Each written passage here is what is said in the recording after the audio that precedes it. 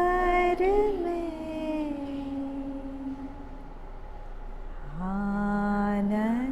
आनंदमयी चैतन्यमयी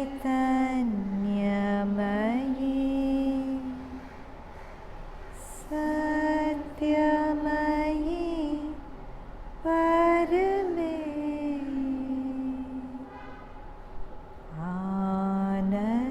आनंदमयी चैतन्यमयी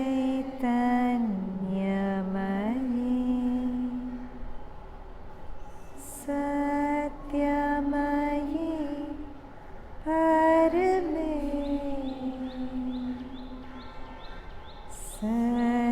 सत्यमयी परमे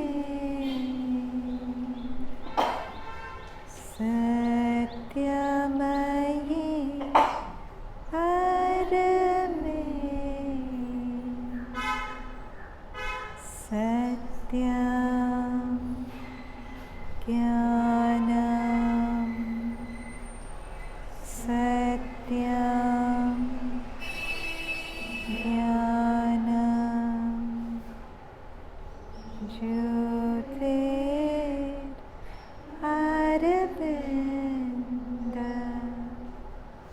सत्यं ज्ञानं सत्यं ज्ञानं ज्योतिररविन्द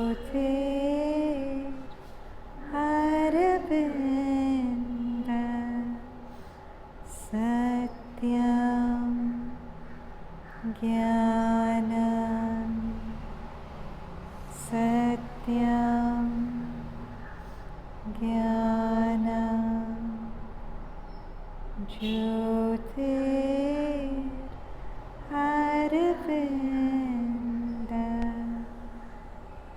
ज्योतिररविन्द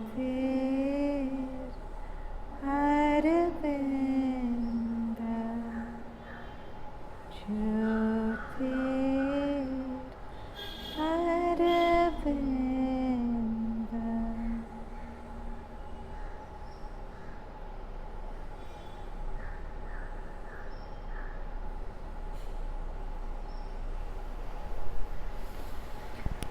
So, Sri Aurobindo says that those who call to the infinite are first called by the infinite, right?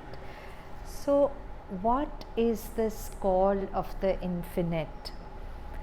Any answers? What do we mean by this call of the infinite? To do what? What is this call?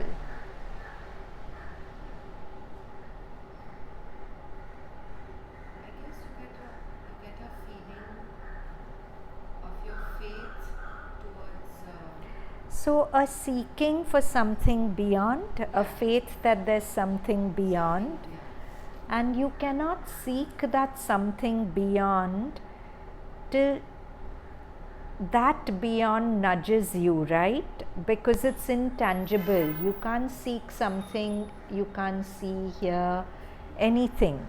So, unless there is some nudge from the beyond that telling you that, look, I exist, you don't reach out and seek it actively either, right? So, this beyond is the divine presence which we keep speaking about, which is really everything, but it veils itself from its own becoming, right? It's become me, but it's hiding itself from me, and from time to time it nudges to tell me that, look, I'm there. Now, Mirabai in one of her poems says that, "O Krishna, in your infinite compassion, you knew that I could not relate to you as the blue of the sky that you are. So you took this blue body and came to me so that I could relate to you." So in that sense, Sri Aurobindo is also that infinite which has always called to us, but taking on a body and coming to us so that we can relate to it in better terms. So when we talk about Sri Aurobindo, we are not talking about a human being, because he is something way beyond that. He is the beyond condensed into a human being come to us to relate to us. So let's keep that in mind before we read Mother's words on him. So the Mother says, Sri Aurobindo is a permanent avatar of the Lord. He is always with us, and we can all be in constant contact with him if we do the needful, which is simply to love him. So simple. The title of our talk is Sri Aurobindo, an eternal presence in our midst. And Mother endorses it. He's a permanent avatar. He is always going to be here in the earth atmosphere. He is always with us all, and we can all be in constant contact with him if we do the needful, which is simply to love him. So to connect with him, all we have to do is to love him. The aura of Sri Aurobindo. Mother says, when I came from Japan, I was on the boat at sea, not expecting anything. I was, of course, busy with the inner life, but I was living physically on the boat. Then all of a sudden, abruptly, about 2 nautical miles from Pondicherry, the quality, I may even say the physical quality of the atmosphere of the air changed so much that I knew we were entering the aura of Sri Aurobindo. It was a physical experience, and I guarantee that whoever has sufficiently awakened consciousness can feel the same thing. And that's what we feel in Pondi. Why do we keep wanting to run there? Before Mother and Sri Aurobindo came, it was just a piece of land, a city as vital as any other. But because Mother and Sri Aurobindo's energy, aura, whatever we call it, permeate the very air of Pondi, something in us wants to keep going there. So, Mother continues, I had the contrary experience also.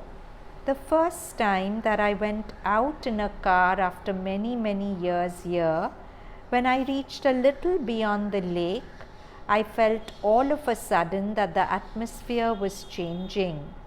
Where there had been plenitude, energy, light and force, all that diminished, and then nothing. I was not in a mental or vital consciousness. I was in an absolutely physical consciousness. So a little beyond the lake, she stopped feeling the aura of Sri Aurobindo. Well, those who are sensitive in their physical consciousness ought to feel that quite concretely. And I can assure you that the area we call the ashram has a condensation of force which is not at all the same as that of the town, and still less that of the countryside. The power of Sri Aurobindo's peace. Mother's words. You remember the night of the great cyclone when there was tremendous noise and splash of rain all about the place? I thought I would go to Sri Aurobindo's room and help him shut the windows. I just opened his door and found him sitting quietly at his desk writing. There was such a solid peace in the room that nobody would have dreamed that a cyclone was raging outside. All the windows were wide open, not a drop of rain was coming inside. That's the power of his peace. The vibration of the cyclone, it just couldn't enter. Now, power of Sri Aurobindo's word. I shall relate an experience of mine, Mother says, when I first met Sri Aurobindo in Pondicherry. I was in deep concentration, seeing things in the supermind, things that were to be, but which were somehow not manifesting. I told Sri Aurobindo what I had seen and asked him if they would manifest. He simply said yes, and immediately I saw that the supramental had touched the earth and was beginning to be realized. This was the first time I witnessed the power to make real what is true. This is very significant. Mother saying that in another plane, she had seen certain formations which hadn't manifested on earth. And when she asked Sri Aurobindo and he said yes, his word had such a power that the manifestation happened. So that's the power of the word of a being like Sri Aurobindo. And that's why the whole of Savitri is his word, it's his promise to humanity. He always said, I'm not a philosopher, I'm a seer and a poet, and I write what I see. So whatever he saw in Savitri, it's his word to humanity that it is something that's a matter of time and it will happen.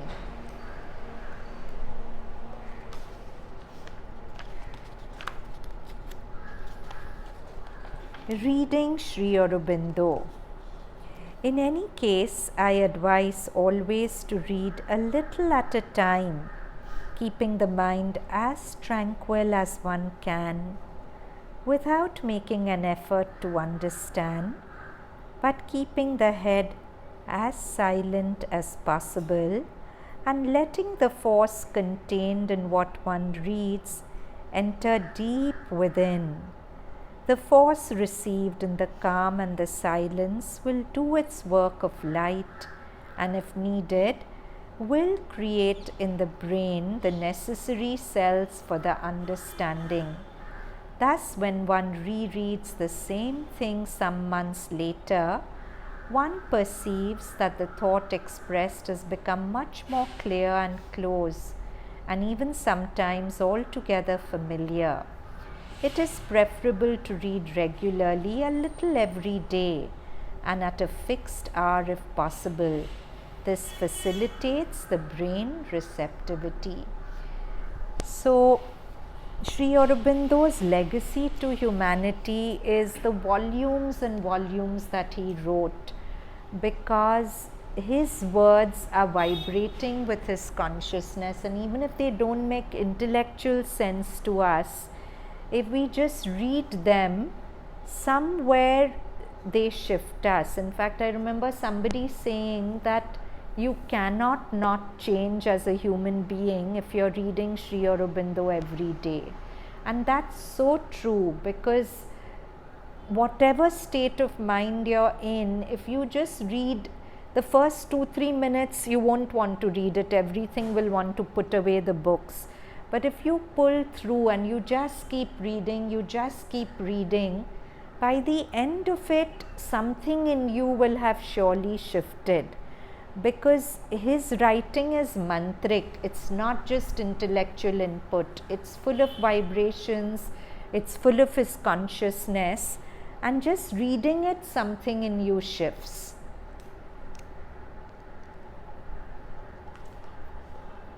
The healing look. This is a sweet story. Mother says, I had a very sweet little cat, absolutely civilized, a marvelous cat. It was born in the house, and it had the habit all cats have, that is to say, if something moved, it played with that. Just then there was in the house a huge scorpion. As was its habit, the cat started playing with the scorpion and the scorpion stung it. And it was an exceptional cat. It came to me. It was almost dying, but it showed me its paw where it was bitten. It was already swollen and in a terrible state. I took my little cat, it was really sweet, and put it on a table and called Sri Aurobindo. I told him, Kiki. Kiki was one of Mother's favorite kittens. There's a book, Stories of Kiki the cat.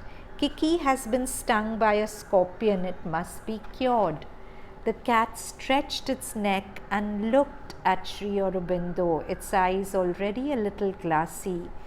Sri Aurobindo sat before it and looked at it also. Then we saw this little cat gradually beginning to recover, to come around. And an hour later, it jumped to its feet and went away completely healed. So, Sri Aurobindo healed in so many different ways. I don't know if you've read this delightful book, The Light That Descended into the Dark Abyss. Have any of you read it?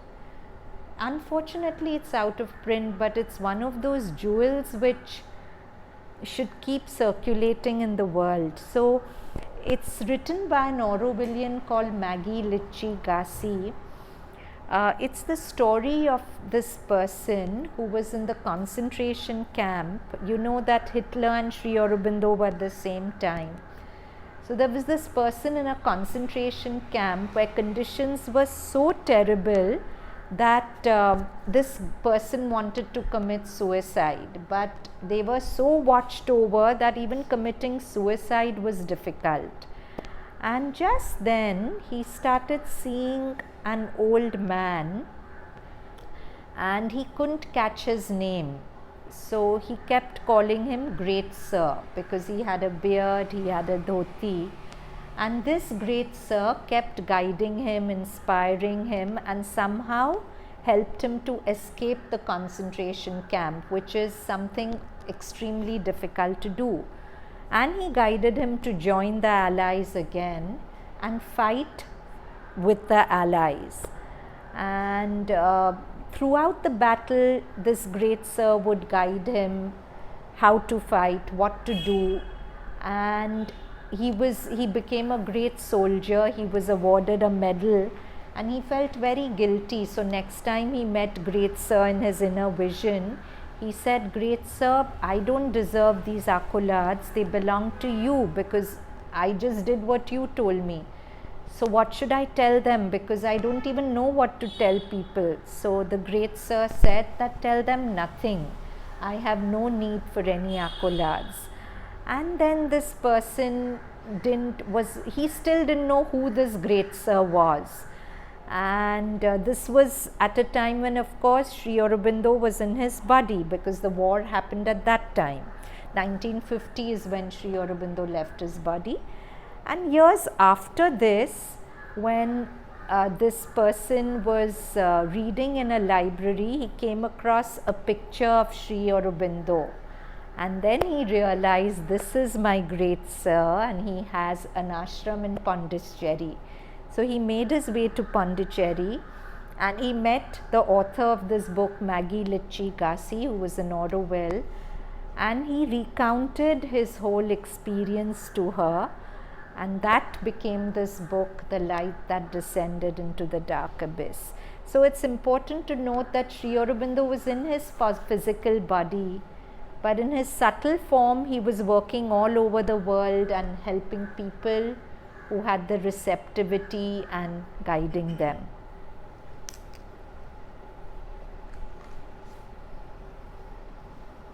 So cruelty was something most repugnant to Sri Aurobindo. Cruelty was one of the things that was most repugnant to Sri Aurobindo, but he always said that it was the distortion of an intensity. One could almost say the distortion of an intensity of love, something which is not satisfied with a middle course, which wants extremes, and that is justifiable. I had always known that cruelty, like sadism, is a need for violent, extremely strong sensation to penetrate a thick layer of tamas that feels nothing.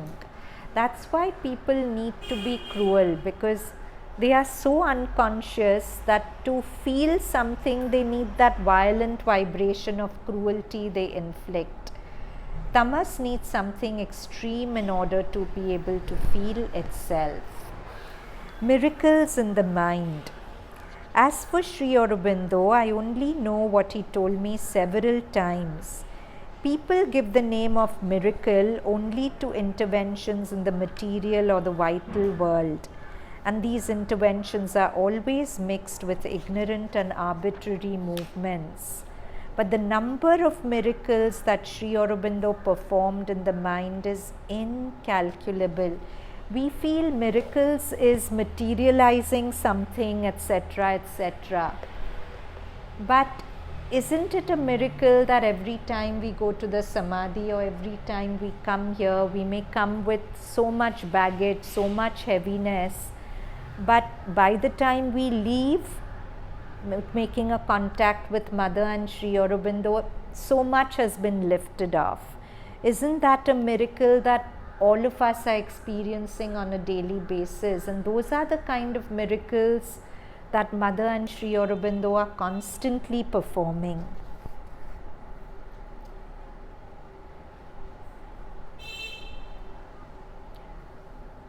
But the number of miracles that Sri Aurobindo performed in the mind is incalculable.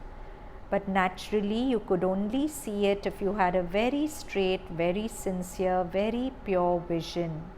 A few people did see it, but he refused. This I know. He refused to perform any vital or material miracles because of this mixture. The subtle physical hand. I have seen Sri Aurobindo doing this in somebody's head. Somebody who used to complain of being troubled by thoughts. It was as if his hand reached out and took hold of the little black dancing point. And then he did this gesture with the fingertips, as when one picks up an insect and he threw it far away. And that was all still, quiet, luminous. It was clearly visible like this, he took it out without saying anything. It was over. And things are very closely interdependent. I also saw the case when someone came to him with an acute pain somewhere. Oh, it hurts here. Oh, it hurts. Oh, he said nothing. He remained calm. He looked at the person and I saw something like a subtle physical hand which came and took hold of the little point dancing about in disorder and confusion, and he took it like this, the same gesture, and there everything had gone. Oh, look, my pain has gone. So there's another very endearing story about Sri Aurobindo. This was when he was in his body, and there was a doctor who worked, he was a surgeon, he worked in a hospital in Chennai. And every darshan day, he made it a point to travel from Chennai to get his guru's blessings. So he just finished surgery on a person, and he didn't want to tell the person that he wouldn't be in town. The person was unconscious, and he told his assistants, just look after him. By the time he gains consciousness, I'll be back. Don't tell him I won't be there. He'll unnecessarily panic. So, but he was feeling a little uncomfortable. It was a major surgery and normally he would not leave his patient. But he said, I'm going to my guru will look after it. So he went to Pondicherry, he had his darshan.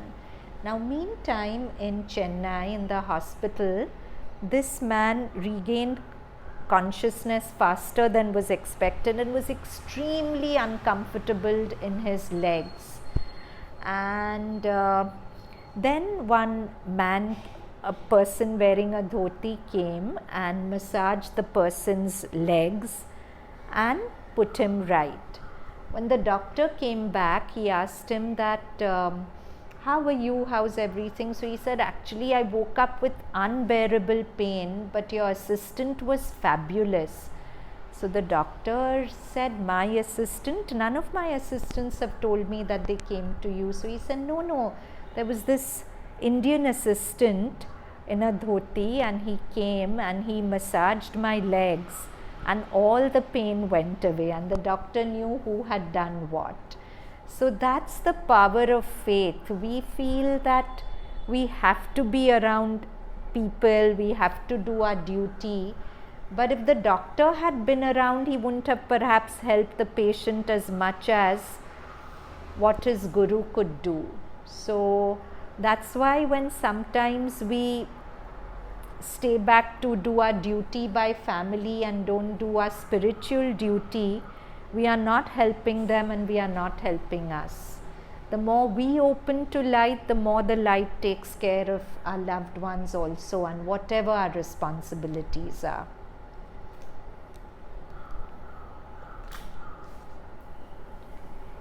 Sri Aurobindo is referring here to his experience in Alipore jail. But what is interesting in this aphorism is the contrast. Okay, no, we go further up. Turning a prison into God's meeting ground. This is from Sri Aurobindo's Thoughts and Aphorisms. When I was asleep in the ignorance, I came to a place of meditation full of holy men, and I found their company wearisome and the place a prison. When I awoke, God took me to a prison and turned it into a place of meditation and his trysting ground. So when Mother was asked to explain, Sri Aurobindo is saying that when he was asleep in ignorance, even when he kept the company of holy men, that company became a prison.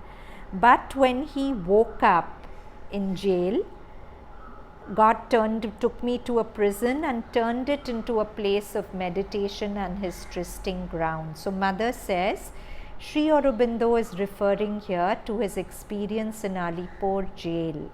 But what is interesting in this aphorism is the contrast he points out between the material prison where only his body was confined, while his spirit, unfettered by social conventions and prejudice, free from all preconceived ideas and all doctrinated limitations, had a direct and conscious contact with the divine and a first revelation of the integral yoga. And on the other hand, the mental prison of narrow rules which excludes life and within which people often confine themselves when they renounce ordinary existence in order to devote themselves to a spiritual life based on traditional dogmatic ideas. The supramental oneness. You know that well-known experience when he saw Narayan in the prisoners, Narayan in the guards, Narayan everywhere. That is the supreme oneness. We all know that, right? When Sri Aurobindo was in solitary confinement, because the British, who called him the most dangerous man to walk the Indian soil, put him into jail on false bombing charges, and it was a very, very difficult time for him. And just when he thought he was losing his sanity, a whole realm of spiritual experiences opened out to him, and suddenly he saw Sri Krishna everywhere. There's a very beautiful tree right in front of his Alipore jail prison cell. It's like a combination of a banyan and a peepal tree, both combined. And he first saw Sri Krishna standing there with his open eyes. And then suddenly when he looked at the jailer, he saw the outline of the jailer disappear, and it was just Sri Krishna. He saw the prisoners, it was just Sri Krishna. The blanket that he used to cover him, it was just Sri Krishna. He saw Krishna everywhere. That was the gift of the prison. And then he later says that God told him that it wasn't my wish that you should continue with your freedom fighting activities the way you were, but you were too attached to your work. So I had no choice but to put you through. So imagine, even getting Sri Aurobindo into jail was part of the greater plan, right? And even for somebody like Sri Aurobindo, he had to suffer the hardships to discover the heaven. There's a beautiful line in Savitri, no? None can reach heaven who hasn't gone through hell. So sometimes when we are going through our individual hells, instead of feeling abandoned, instead of feeling isolated, take that also as a grace and wait and see what it will lead to.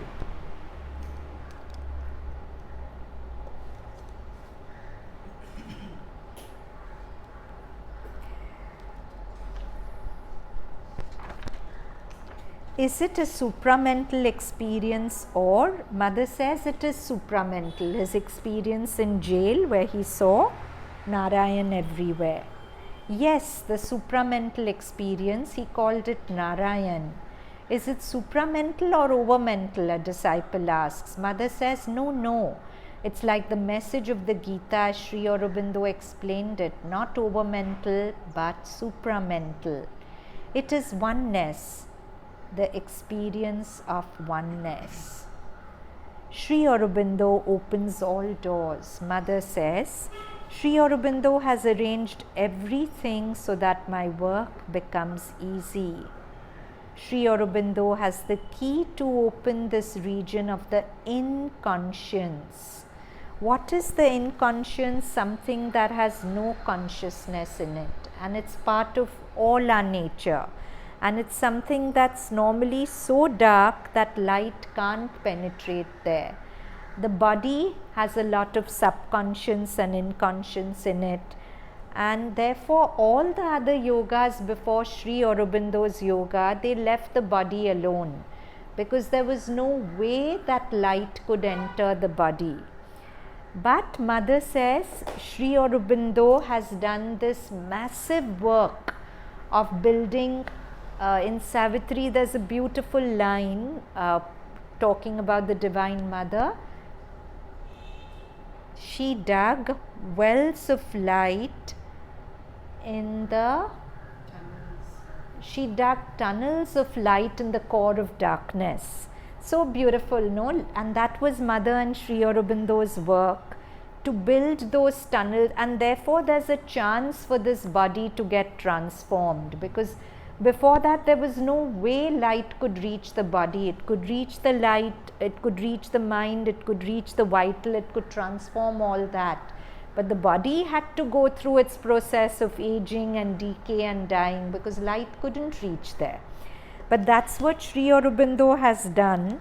Sri Aurobindo has arranged everything so that my work becomes easy. Sri Aurobindo has the key to open this region of the inconscience. He turns the key to open the door and illumines my way. And very gently I enter to infuse the force, the light and the divine Ananda into the body of this inert and obscure matter. When it is touched by this transforming light, the atoms that constitute this matter awake to a new consciousness. Like this, the work continues and spreads or multiplies. You understand, Sri Aurobindo is the soul of matter, the aspiration of the whole humanity. He is the light in matter, or the spirit incarnated in matter, and that's his symbol, right? The descending triangle is the descent of the supramental force, Sri Aurobindo's light into matter.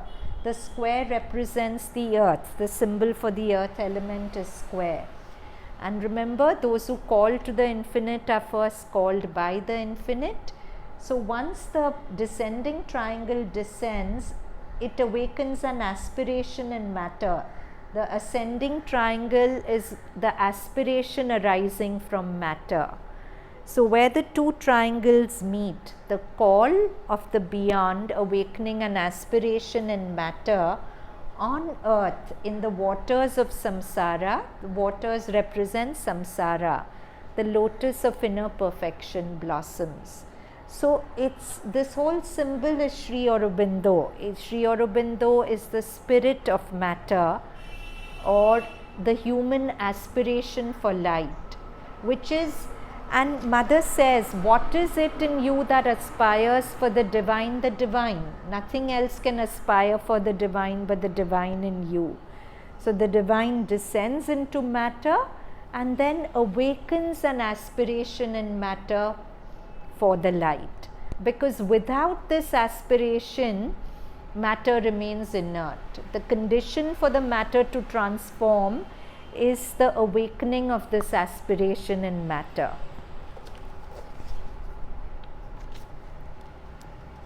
He is the light in matter, or the spirit incarnated in matter. Sri Aurobindo has separated himself from the Supreme and has plunged in this matter, in a body, with this load of inconscience and ignorance upon himself, to awaken them to the divine life. For this, he has invoked the Supreme, the grace to descend here below on this earth to help in his work. That is why, having heard his call, I have come down here into matter, in a physical body, into this world of pain, suffering and death. So that's Savitri, right? In the beginning it's Ashwapati. Ashwapati represents Sri Aurobindo's yoga, calling to the Divine Mother till she promises him that she'll come to earth in a human body, and then Savitri is born. So Savitri is really a story of Mother and Sri Aurobindo. That is why, having heard his call, I have come down here into matter in a physical body, into this world of pain, suffering and death. And it is in the union of both of us that the world will witness gradually this miracle of a divine life. It is because of him that I have descended. It is this intense aspiration of matter from below that he has sent up, and the grace has responded by a descent. What a blessed hour for the earth! It is an occasion for a tremendous progress, so that the whole universe may blossom in a great elan towards the goal of its existence. With our help, which will be at its disposal, and a will to pursue what could be there that would be impossible to realize, this is the moment. It is only because of Sri Aurobindo that I can accomplish this work. He does the major portion of the work. He invites me. He opens the door, and I enter into the depths of this inconscience, and I kindle the light to illumine the atoms in the torpor of inconscience. I put there a bit of force to awaken them, and I give this divine love so that they may aspire for more. So beautiful, no? Mother puts into matter this divine love so that matter aspires for more. I charge each atom in this way. So, do you all remember the story of Narad and the butterfly that I spoke to you about a few classes ago?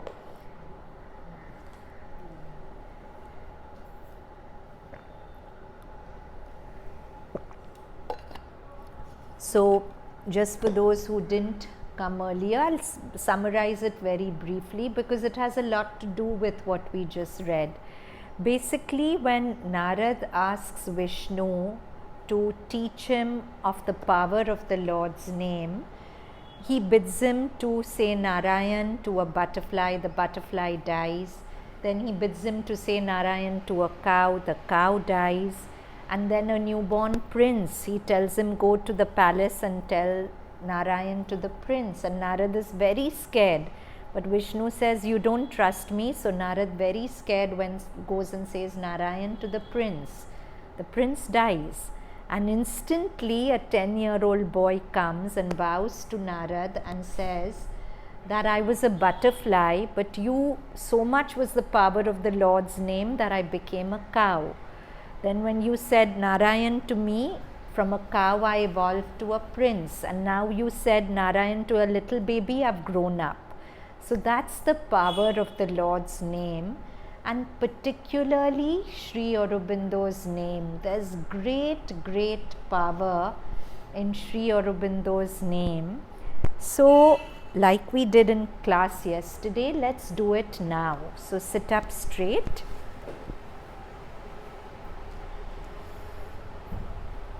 Sit tall and gather all the scattered threads of your awareness and plunge them into your heart center. If you need to put your hand on your heart, put it. If you can connect in the heart without putting your hand, that's also fine, but putting a hand always helps. And go deeper and deeper into your heart space. And in your heart space, just repeat Om Shri Aurobindo Ma.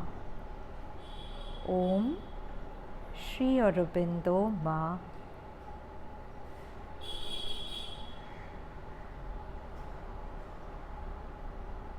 Remembering what we've just read, that Shri Aurobindo is the light that has already entered the ignorant dark stuff of our matter.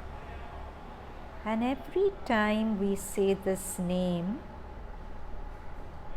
we are catalyzing this light to awaken. Om Shri Aurobindo Ma.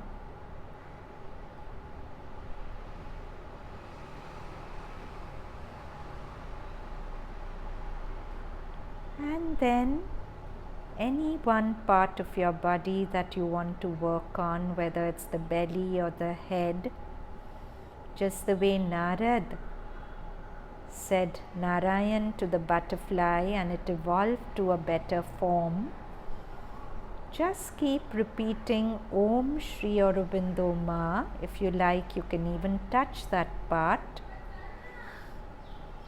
Keep repeating Om Shri Aurobindo Ma to that part with the intention of awakening the aspiration for light in that part. Just 1 minute like that.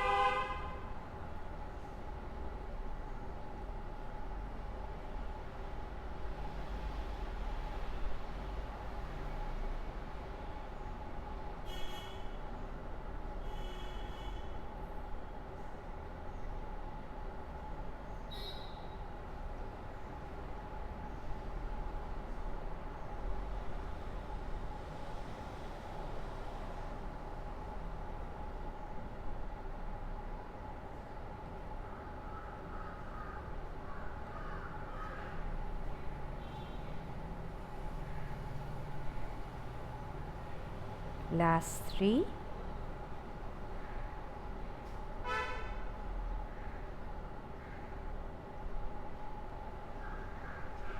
Last 3 repetitions of the name.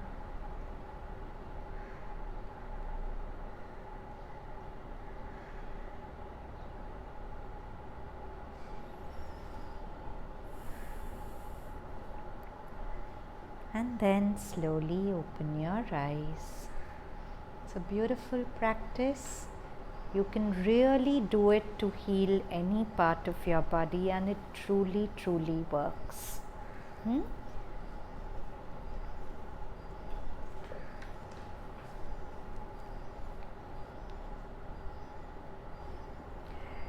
Lines from Savitri. The spirit shall look out through matter's gaze, and matter shall reveal the spirit's face. That's again what Sri Aurobindo saw and he wrote. The spirit shall look out through matter's gaze, and matter shall reveal the spirit's face. In matter shall be lit the spirit's glow, in body and body kindled the sacred birth of light in body and body. Infinite gratitude. We must not be bewildered by appearances, Mother says. Sri Aurobindo has not left us. Sri Aurobindo is here, as living and as present as ever. And it is left to us to realize his work with all the sincerity, eagerness and concentration necessary. So beautiful, no? He has not left us. He is here, as living, as present as ever. Sri Aurobindo is constantly among us and reveals himself to those who are ready to see and hear him. Sri Aurobindo is constantly among us and reveals himself to those who are ready to see and hear him.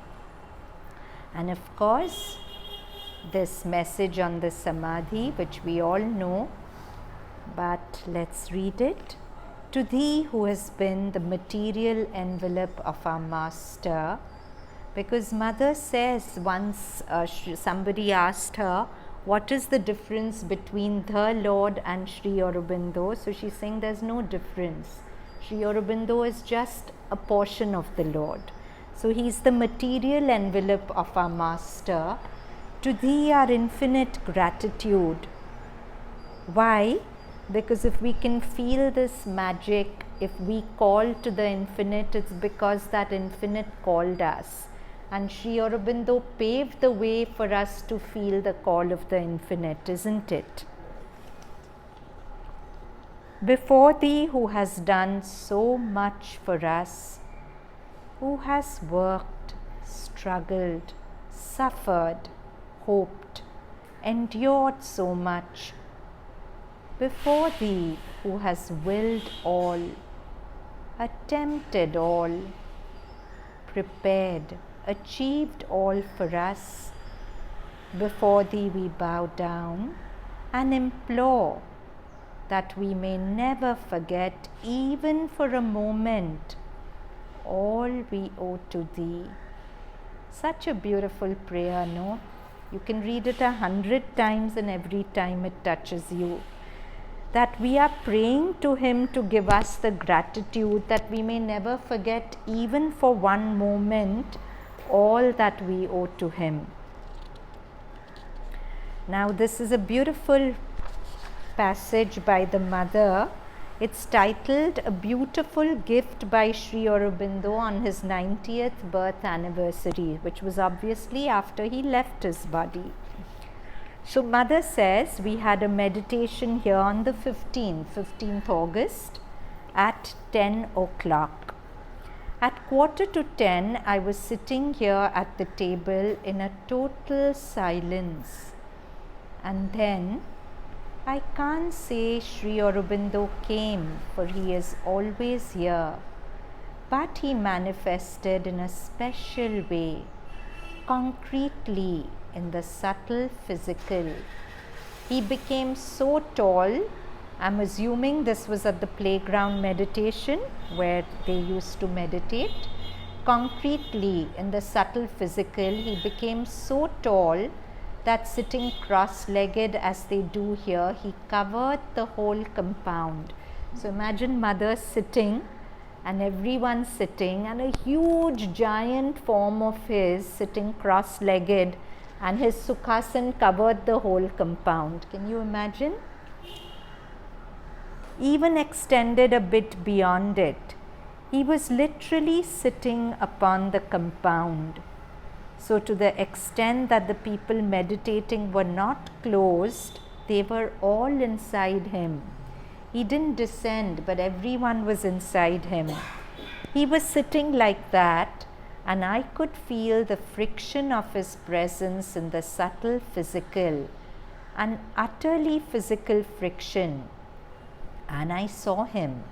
I saw him sitting there very tall and perfectly proportioned. And then he started gently, gently descending. This descent is what caused the friction. Gently, very gently, so as not to give people a shock. Then he settled there and stayed for a little more than half an hour. A few minutes more like that, absolutely still, but fully concentrated on all the people. They were inside him. Sri Aurobindo dwells in the subtle physical. There, in that immense cave of the inner being, one must plunge to find the inner support. One must descend and descend further, more and more, plane after plane, consciousness after consciousness, leaving behind all imprints, and enter into the very depths to find the serene peace. Within this immense quietude of the being, far from the exterior noise, far from the anguish and the pain, far from the thoughts and imaginations, far, far away from the waves of sensations, one must enter very carefully, there where the ego does not exist, to feel the presence. There is yet further to go. So Mother is saying something very beautiful, that deep inside the heart space, Sri Aurobindo has a permanent dwelling for all of us. And if we go deep inside there where the ego doesn't exist,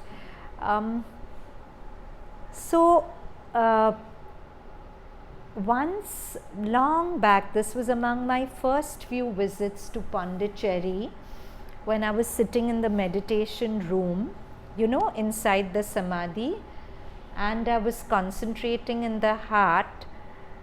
It was a very different kind of experience where suddenly self-regard just completely was gone, and till that time one lives so much with self-regard and ego, and I don't mean arrogance by ego, I just mean a sense of I, which constantly is looking at itself and regarding what it is, how it's doing, how it's appearing.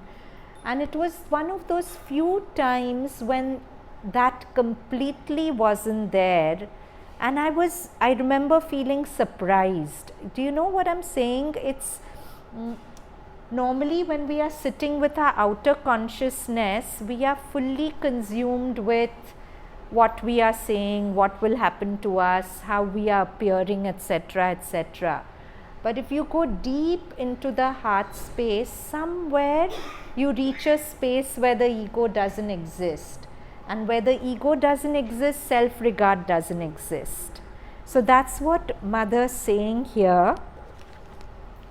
Where the ego doesn't exist, to feel the presence, there is yet further to go, still more to discover, to turn the consciousness inwards, where the power vibrates, all powerful, which accomplishes everything.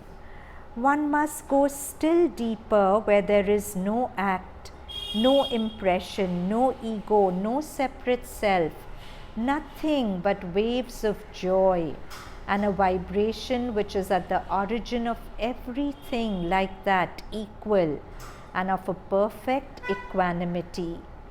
To feel and be united in this perfect and immutable peace.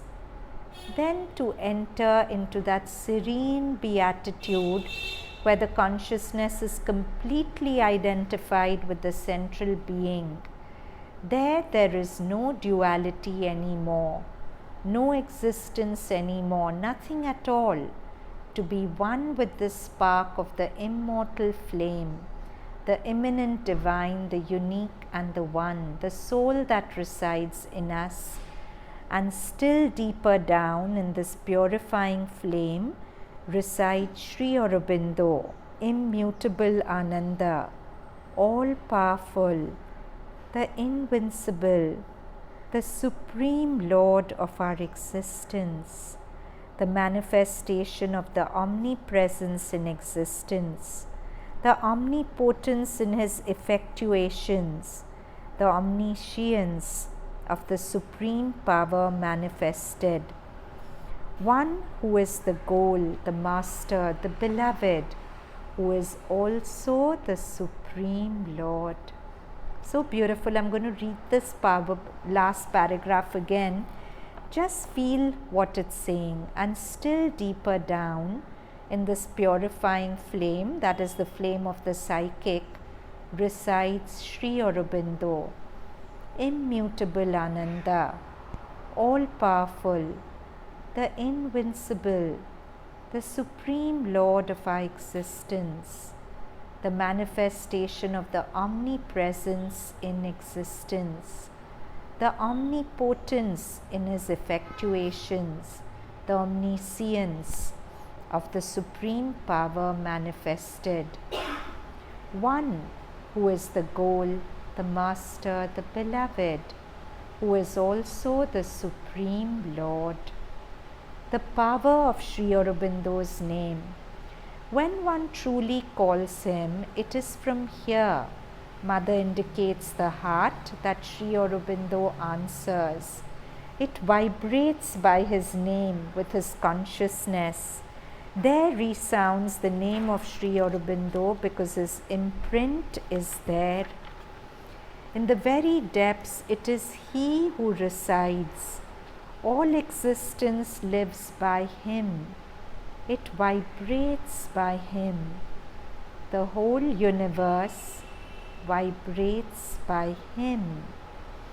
He is there in everything, vibrant and animating by his presence.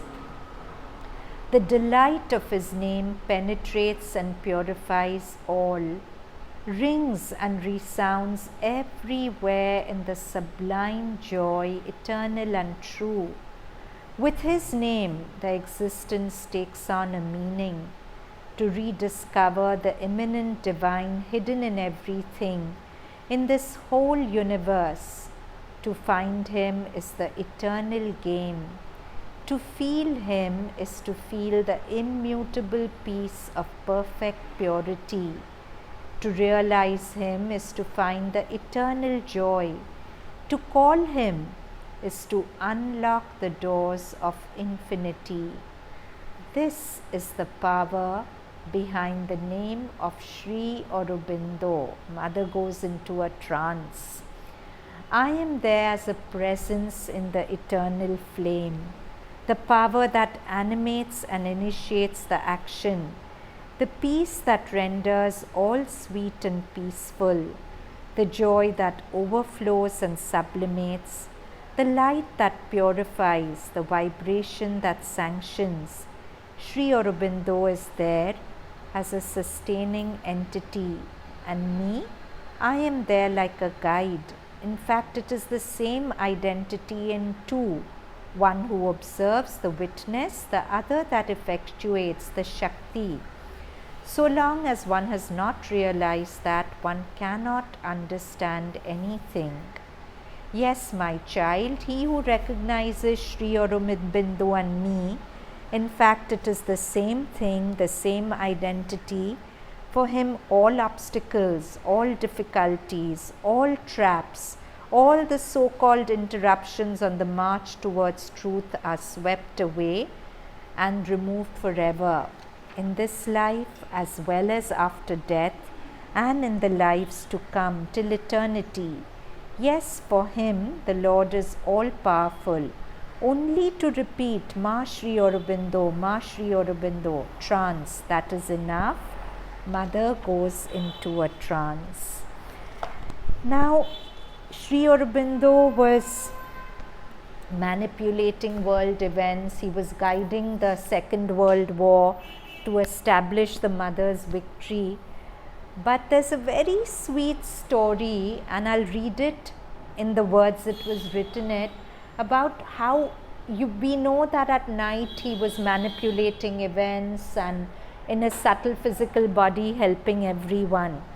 But even so, when there was a sparrow which sat on his window sill, this was his compassion towards the sparrow. It's really true when he writes, the hand that hurls Jupiter into space, the largest planet, spends all its cunning fashioning a curl of a girl's hair. So, these are reminiscences of Pooja Lal, who used to assist Sri Aurobindo. It was about 5 in the morning. As usual, I had gone to the holy house in which the master and the mother lived. I had been graciously granted the work of cleaning part of the house, and the mother herself used to open her door for me to enter and start my delightful work. But one day, after opening the door, the mother stood there and in Sri Aurobindo's name asked me to be more careful and quiet that day, so as not to disturb a sparrow that was resting on top of the big middle door. I took it as a divine command and promised to be cautious. Then I stepped in and the mother retired. Without making a stir or a sound, I passed by the aforesaid door and to my wonder and delight saw the sparrow sitting motionless on its topmost part. I was moved. How compassionate was our divine master! He used to be walking at night in the hall there and had observed, we know na, Sri Aurobindo used to walk up and down, and there were actually he left an impression of tracks on the ground. Now, of course, they've unfortunately changed the tiles, so we can't see it. But he walked, because when he walked, he kept bringing supramental light into earth. So he didn't sleep at night. He used to just keep walking. And while walking, he used to be walking at night in the hall there, and had observed this tiny creature taking its night rest in the peaceful atmosphere always prevailing there. We human beings were not the only creatures for his compassion to look after, but all beings, big and small, had a place of love in his more than universal heart. So, what touches me is we have any great project to do, we say, don't disturb me, and we get all frazzled like we are doing something great. Here the Lord is bringing supramental light or preparing for it to come down, and he has the presence of mind to look after the well-being of a sparrow. It's something really to think about and role model. Blessed indeed are we all, and blessed the earth for having him, the divine master, the living embodiment of the Lord of the universe, forever leaning over us from his heights and housing us in the depths of his heart of love. The Absolute, this is Savitri, page 67. It's a passage which really describes Sri Aurobindo. The Absolute, the Perfect, the Immune, one who is in us as our secret self, our mask of imperfection has assumed.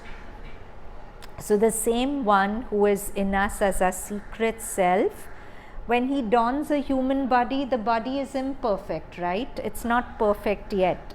So our mask of imperfection has assumed. He has made this tenement house of flesh his own, his image in the human measure cast, that to his divine measure we might rise. Then in a figure of divinity the Maker shall recast us, and impose a plan of Godhead on the mortal's mold, lifting our finite minds to His infinite, touching the moment with His eternity. This transfiguration is earth's due to heaven. A mutual debt binds man to the Supreme. His nature we must put on as He put ours. Sri Aurobindo put on our nature, our human body, and came here. And now we must grow into His nature. A mutual debt binds man to the Supreme. His nature we must put on as He put ours. We are sons of God and must be even as He. His human portion we must grow divine. Our life is a paradox with God for key. So everything in life is contradicting another aspect of life, isn't it? And this contradiction can only be resolved when we turn with faith and surrender to God, right? We keep hearing of so many terrible things happening, but that's where Mother says it so beautifully. I love this. I'm not saying it verbatim, but she says something to the effect that don't look down at all the dirt and the filth that you'll see. Join your gaze with mine and just keep looking up at the heavens. Because whatever this is, it will be handled in its own time. I know that we get disturbed by the news we hear and all that, and yes, if we can do something about it, sure we should. But when we can't do anything about it, why engage our consciousness in it? You'll help the situation more by just opening yourself to the light, because Mother says that if light enters one instrument, it somehow by default spreads through to the whole. You'll help the victims of atrocities far more by engaging with light rather than engaging with anger and outrage and all that. So Sri Aurobindo's message, Sri Mother's words. Sri Aurobindo came to tell the world of the beauty of the future that must be realized. He came to give not a hope but a certitude of the splendor towards which the world moves. So, Mother and Sri Aurobindo are always the best role models for us, right? When Mother was approaching him by ship, we read, that Mother says that even if one being like this exists, she felt his aura. And she says, even if one being of light like this exists, no matter how plunged in darkness the world is, we are saved, right? So that is what we must always remember. When we get overwhelmed by what we see around us, we must remember that if Mother and Sri Aurobindo have walked upon earth and have done all the humongous yoga for the earth that they did while they lived, we are saved. So that's something we should always remember when we get overwhelmed seeing darkness around us.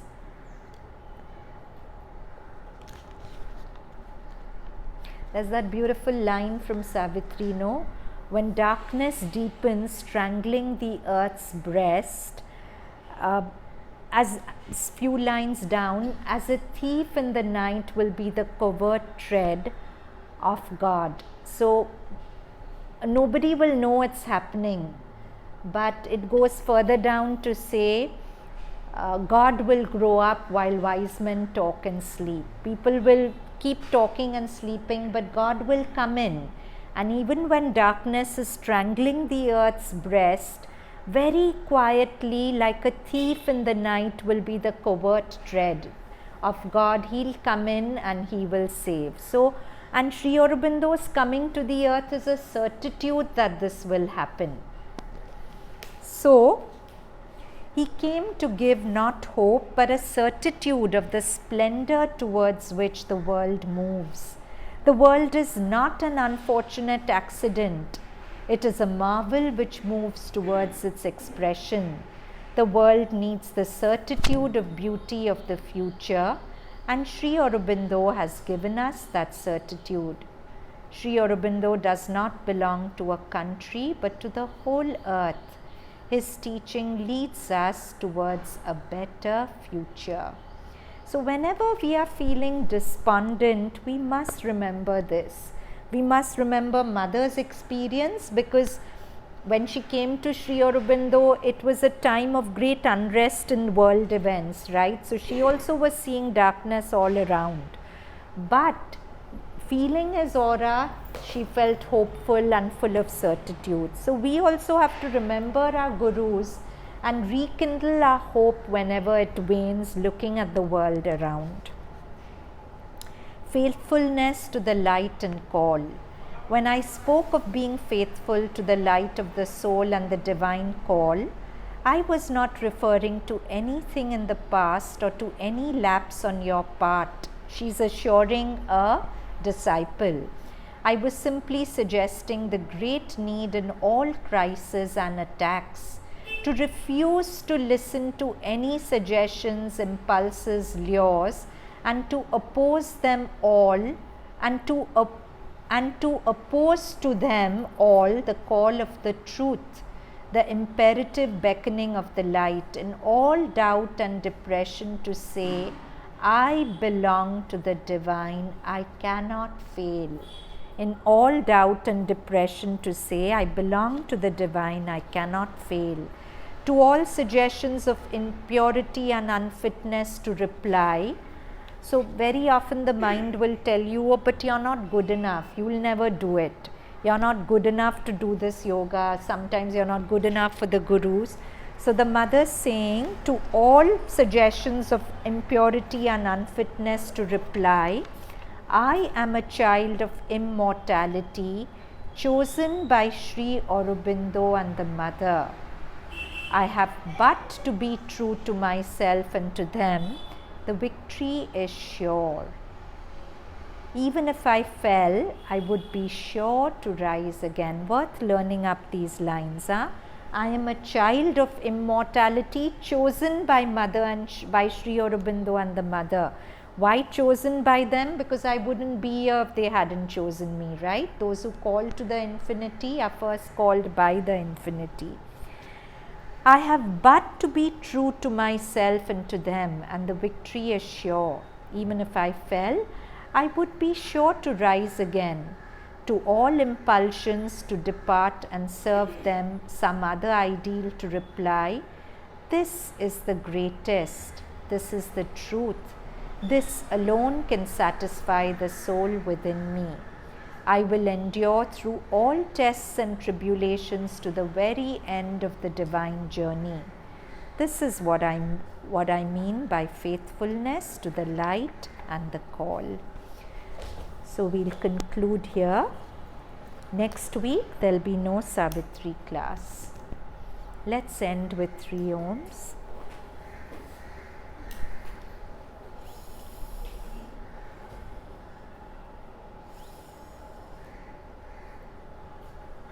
Mm.